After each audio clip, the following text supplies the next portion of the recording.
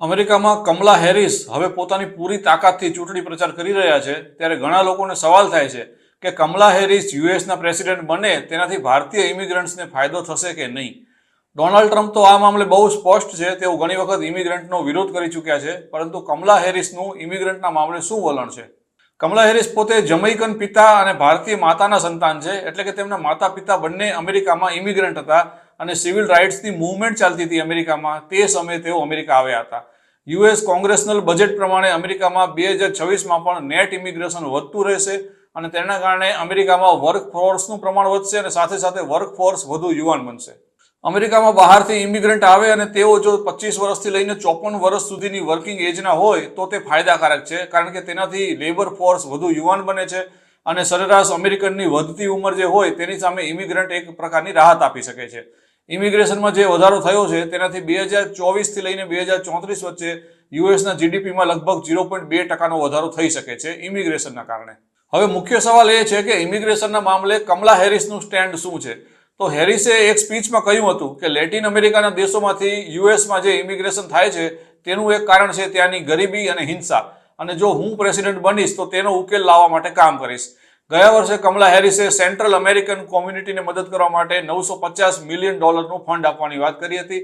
તેવી જ રીતે અગાઉ તેમણે કુલ $3 અબજ ફંડ ફાળવવાની વાત પણ કરી હતી, જેથી કરીને ઇમિગ્રેશન કંટ્રોલમાં રહે અને જે દેશમાંથી ઇમિગ્રેશન આવતું હોય ત્યાંની સ્થિતિ સુધરે. 2021માં કમલા હેરિસે યુએસ મેક્સિકો બોર્ડરની મુલાકાત લીધી હતી અને ત્યારે કહ્યું હતું કે આ કોઈ રાજકીય મુદ્દો નથી, કારણ કે તેમાં બાળકો અને પરિવારોની તકલીફોને પણ ધ્યાનમાં લેવી જરૂરી છે. ત્યાર પછી તાજેતરમાં કમલાએ એક બોર્ડર સિક્યોરિટી ડીલને ટેકો આપ્યો હતો, પરંતુ ડોનાલ્ડ ટ્રમ્પ આડા ફાટ્યા અને ડીલ પડતી મૂકવામાં આવી. જો આ ડીલ થઈ ગઈ હોત તો બોર્ડર ઉપરથી ક્રોસિંગ એક લિમિટમાં લોકો આવી જાય ત્યાર પછી બોર્ડર ક્લોઝ થઈ જાત અને આ કાયદા પ્રમાણે હજારો બોર્ડર સિક્યોરિટી એજન્ટ તથા અસાઇલમ ઓફિસર્સને પણ રાખવા પડત અને તેમને બધાને પગાર આપવો પડત અને તેમના માટે ફંડ પણ નક્કી કરવામાં આવ્યું હતું. કમલા હેરિસે તે વખતે સ્પષ્ટ કહ્યું હતું કે અમેરિકાની ઇમિગ્રેશન સિસ્ટમમાં ઘણા બધા છીંડા છે અને આ બધી ખામીઓને આપણે દૂર કરવી જરૂરી છે. બીજી તરફ ભારતીયોની એક અલગ જ સમસ્યા છે, કારણ કે જે ભારતીયો ગમે તેમ કરીને યુએસ જવા માંગે છે તેઓ ડોંકી રૂટનો ઉપયોગ કરે છે.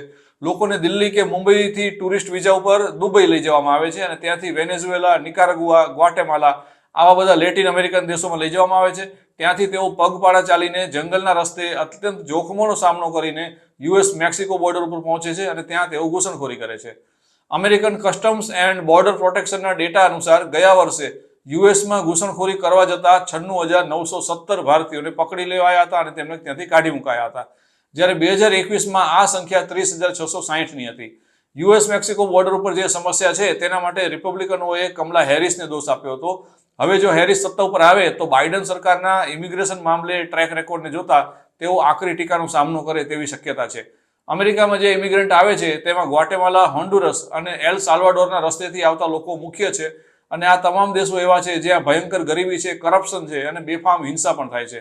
તેથી કમલા હેરિસે આ બધી વાતોને ધ્યાનમાં રાખીને લોકોના સવાલોનો જવાબ આપવા પડશે.